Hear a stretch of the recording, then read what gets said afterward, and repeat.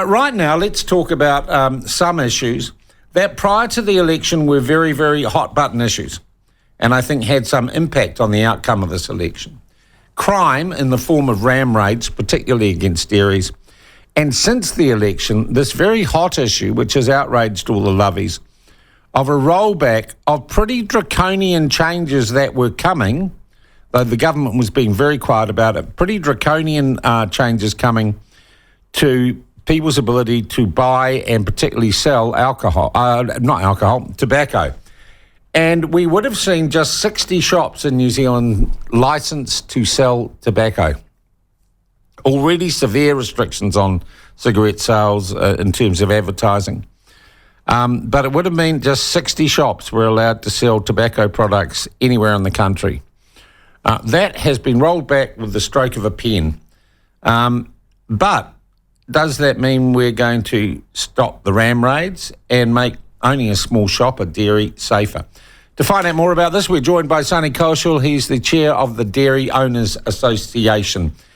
Sunny, a very warm welcome to the program. Nice to have you with us again. Very good morning, and thanks for having me. Sunny, I want to start with the tobacco thing, which seems to be one of the more contentious and, I guess for many people, surprising results of the coalition negotiations. Was this something your association had been asking for, the rollback of this restriction on sale? Yes, first of all, it appears like we have the first small business-friendly government in a long, long time. Then after years of fighting for small businesses, our advocacy with the coalition government has got some good results for dairy service stations, liquor stores, and hospitality. Actually, we are relieved to see a common sense on crime and what we sell and what people buy in the real world.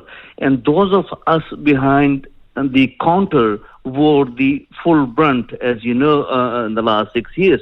But all three parties have listened to our concerns and are investing to make the streets a safe place to shop and to do business in.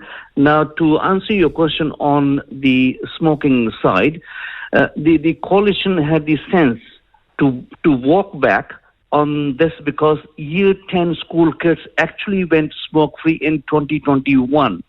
There was no need for a generation ban. Smoking rates in New Zealand have dropped like a stone because the vapes. But the fact is, smoking is on the way out. The goal was, as you know, in 2012, when the smoking rate was 16%, to achieve 5% by 2025. And by last year, it has already come down to 8%. And this year, we are expecting it should be around 7%. So we are anyway on track to achieve the threshold. There was no need actually for the prohibition or drastic reduction of outlets that would have destroyed over 5,400 small businesses from Kataya to Bluff. And the vaping was a solution that the health ministry and the government had put on place to achieve a smoke-free, being better, safer, and cheaper. Right.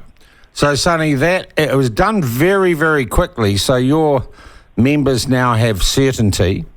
You said that the removal of tobacco, and only 60 shops would have been allowed to sell tobacco across the entire 600. country. I don't think people realised just how draconian those changes were going to be. The fact that you say that would have cost many of your members their livelihoods does suggest, though, that you're still pushing a fair bit of tobacco through dairies. Yeah, actually, from day one, we have been advocating, we have been telling the government and authorities, saying that the dairies are part of the solution to a smoke-free New Zealand, because these 330,000 daily smokers are our customers. And after years of that message falling on deaf ears, so finally it looks like our advocacy has a government prepared to back the vast majority of law-abiding retailers. Okay. And we're glad that the theory has been replaced by experience. Otherwise, look across Tasman, because that's where labor's prohibitionist rabbit hole would have taken us. Aussie gangs are using standover tactics and arson to intimidate retailers into selling illegal cigarettes and vapes. Okay. And yet, Labour wanted to upend massively compliant Kiwi retailers. I can tell you 94% retailers are compliant for smokes and 97% for vapes, or 100% recently in Northland. So you couldn't write a better gang business plan. Sunny, what about the ram raids? What about the lawlessness? Can you first tell us, media-wise, things seem to have gone quiet on that front, because it did seem every day or two we were getting stories of a dairy being robbed or something terrible happening. Has this dropped off at all or not, or is it just not getting the media coverage it was? The incidents are still happening, but there has been a little drop, which we attribute to the strong masses during the election time, which has gone from the coalition partners that they would get hard, they would get tough on crime, and I think that's probably one reason. And also, secondly, there has been underreporting. Nearly over 70% of the incidents are not being reported. But we are very excited to see now Mark Mitchell combine police and corrections in his ministerial portfolio. Yeah. He's a really good person who puts service before self, and he knows what needs to be done. Would you be looking to meet with him? I know you had problems meeting or getting dialogue going with the former police ministers. Would you be looking to meet with him in the near future, Sunny, to talk about these issues? Yes, I would be very keen. We have already written to him and also all the coalition partners, and we have very clearly defined that, all the retailers and, of course, the communities, we want safety in New Zealand. We want law and order to be restored.